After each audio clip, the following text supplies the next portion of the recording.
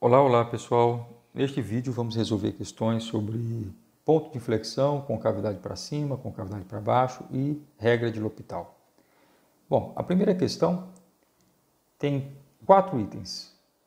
Em todos eles pede-se que se determine os pontos de inflexão e os intervalos de concavidade para cima ou para baixo. O item A é dada a função x ao cubo menos 3x² menos 9x. Sabemos que, quando a função é derivável até segunda ordem e tem derivadas contínuas, o intervalo de concavidade para cima corresponde ao intervalo em que a derivada segunda é positiva.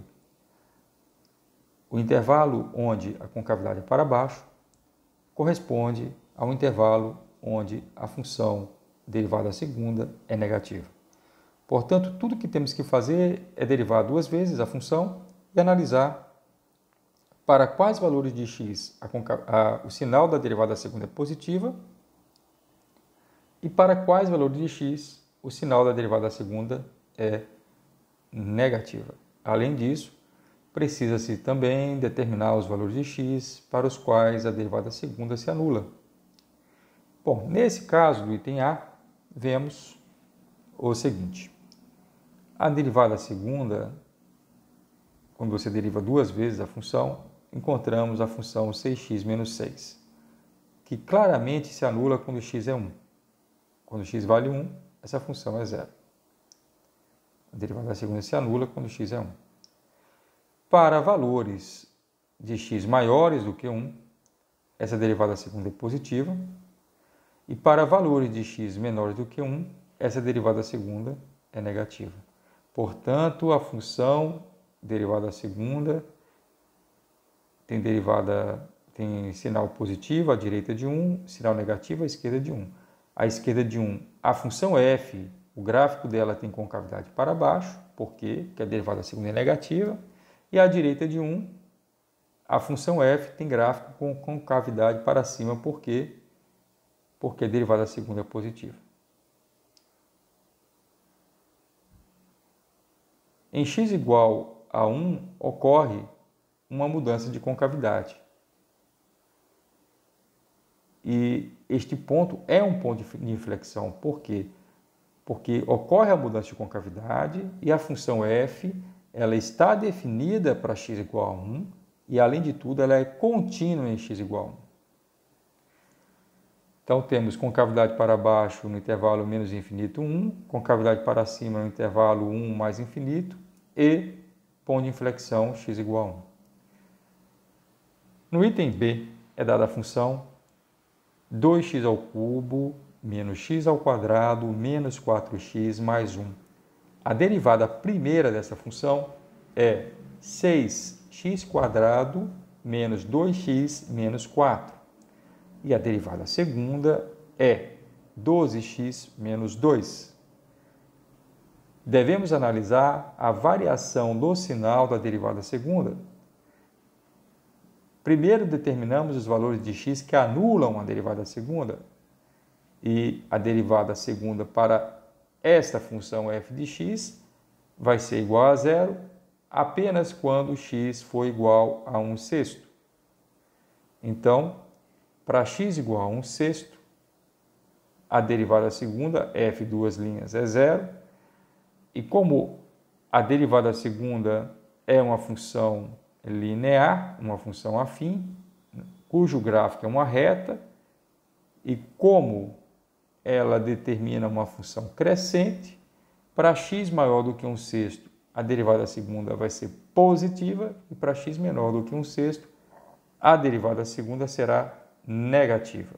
Assim, a função f tem concavidade para baixo para x menor do que 1/6 e concavidade para cima para x maior do que 1/6, sendo x igual a 1/6 um ponto de inflexão, onde ocorre a mudança da concavidade e onde a função f de x está definida e é contínua. Aqui está o resumo do resultado obtido.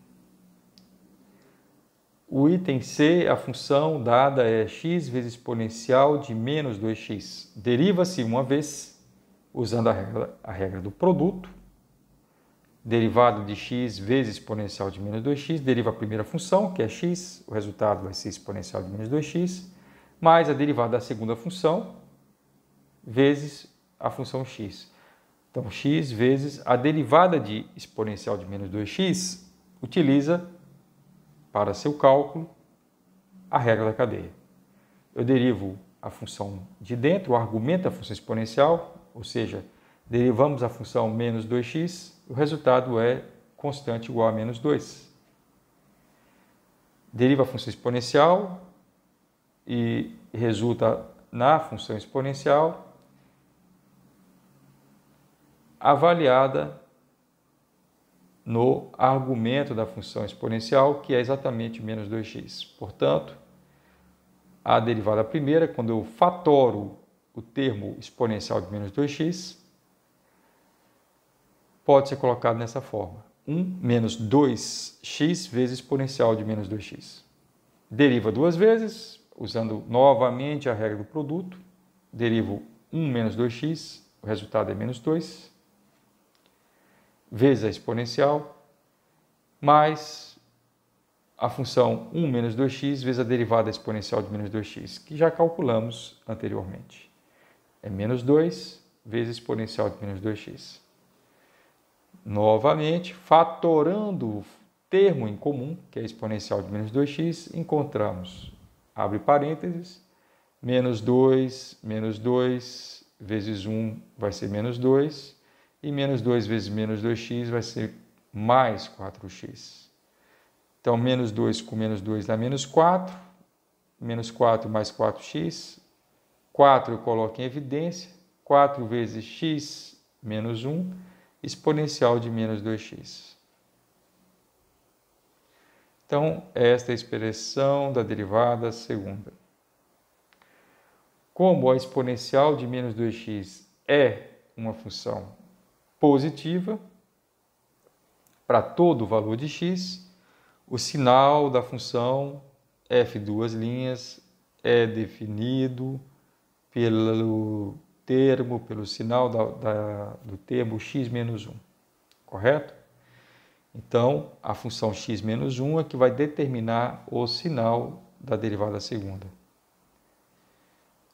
Essa função x menos 1 ela se anula quando x é 1, e ela é positiva para x maior do que 1, e ela é negativa para x menor do que 1. Novamente, x igual a 1 é um ponto de inflexão onde ocorre uma mudança da concavidade e onde a função f de x, a função original, ela, além de estar definida, ela é contínua. Então, resumo do resultado: concavidade para cima, no intervalo de 1 mais infinito, concavidade para baixo, no intervalo de menos infinito até 1, e ponto de inflexão em x igual a 1. O item D, a função é dada por x de t igual a t ao quadrado mais 1 sobre t, deriva uma vez, vai dar 2t, deriva 1 sobre t é igual a t elevado a menos 1, quando você deriva t elevado a menos 1, vai dar menos 1 vezes t elevado a menos 2, ou seja, menos 1 sobre t ao quadrado. E derivo novamente, eu derivo 2t, vai dar 2, e derivo 1 sobre t ao quadrado, ou seja, derivo t elevado a menos 2, resulta em menos 2 vezes t elevado a menos 3. Menos 2 vezes esse menos 1 fica mais 2, t dividido por t ao cubo.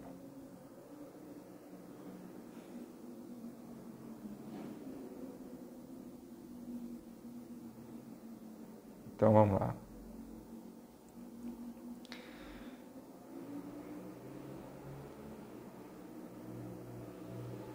A derivada segunda, portanto, colocando 2 em evidência, fica 2 vezes 1 mais 1 sobre t ao cubo.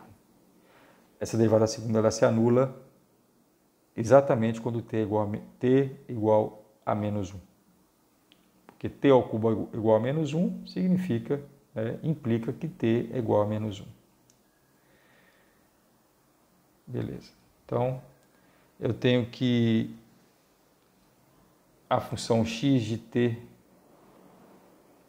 a função x quadrado, ela se anula em t igual a menos 1, correto? E note que a função x de t também se anula quando t é igual a menos 1. É uma coincidência. Então, nesse ponto, a função x de t ela está definida, ela é contínua em t igual a menos 1. E notando que a expressão que encontramos é exatamente x duas linhas de t igual a 2 vezes 1 mais 1 sobre t ao cubo.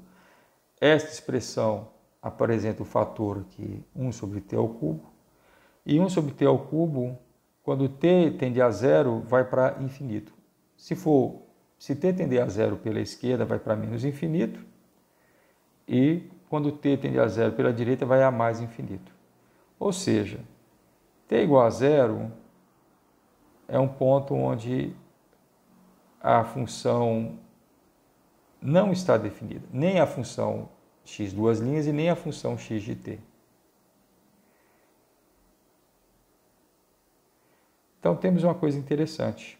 O sinal de x duas linhas vai a mais infinito, não é? Quando t tende a zero mais, e vai a menos infinito quando t tende a zero menos.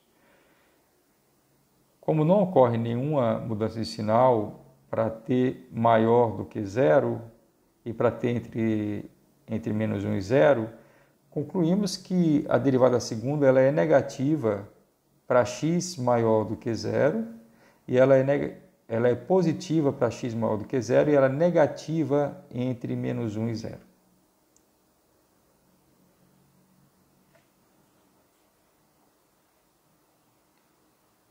Isso pode facilmente ser analisado com mais detalhe, caso haja necessidade. Então, o que nós temos? Resumindo, quando t for menor do que menos 1, a derivada segunda vai ser positiva, porque 1 sobre t ao cubo, quando t cresce negativamente, 1 sobre t ao cubo tende a zero. E como 1 sobre t ao cubo mais 1 é zero quando t é igual a menos 1, para t menor do que menos 1, a soma de 1 mais 1 sobre t ao cubo vai ser um número positivo.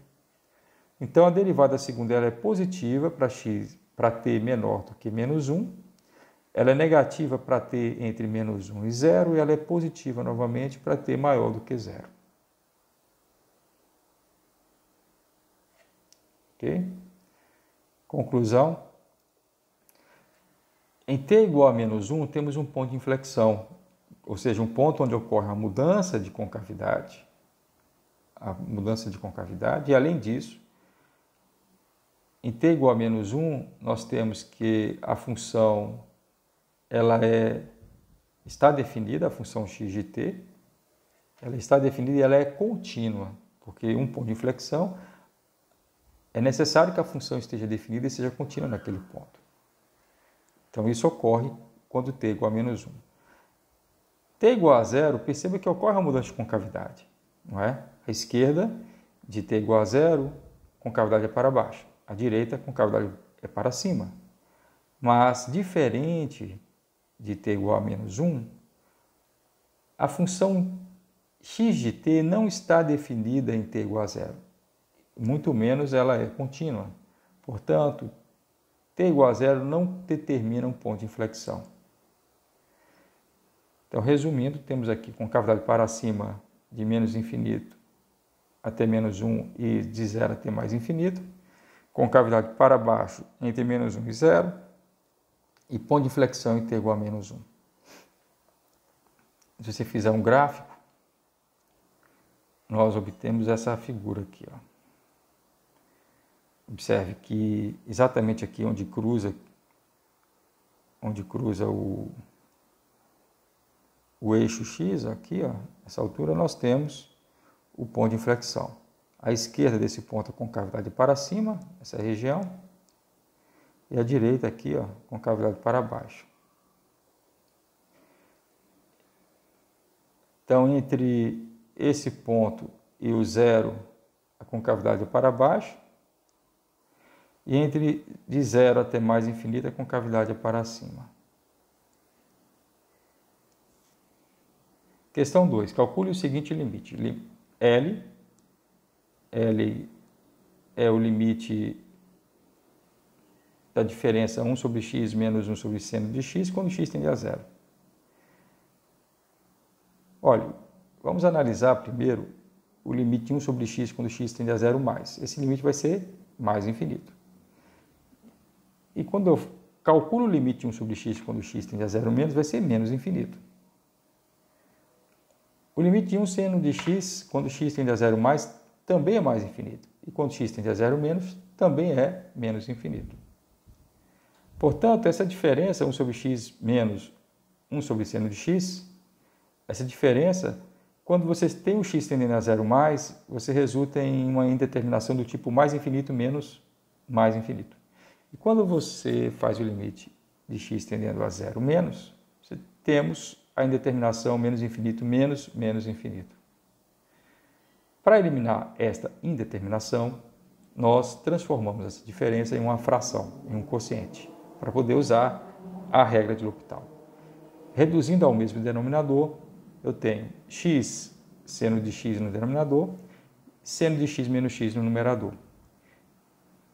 E, novamente, temos uma indeterminação do tipo 0 sobre 0, porque quando x tende a zero, seno de x menos x tende a zero, e x vezes seno de x também tende a zero. Mas agora eu posso tratar essa indeterminação usando a primeira regra de L'Hopital. Ou seja, o L, que é o limite desse quociente quando x tende a zero, pode ser calculado pelo limite da função obtida como quociente da derivada deste numerador pelo quociente, pela derivada do denominador. Pois bem, então L, pela regra de L'Hopital, vai ser o limite da derivada de seno de x menos x, que vai dar cosseno de x menos 1, dividida pela derivada de x seno de x, que resulta em seno de x mais x cosseno de x.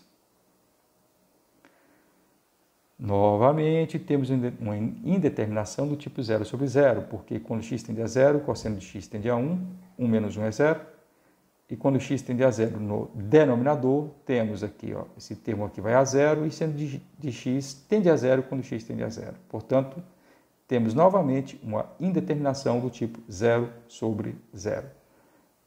No entanto, podemos aplicar novamente a regra de L'Hopital.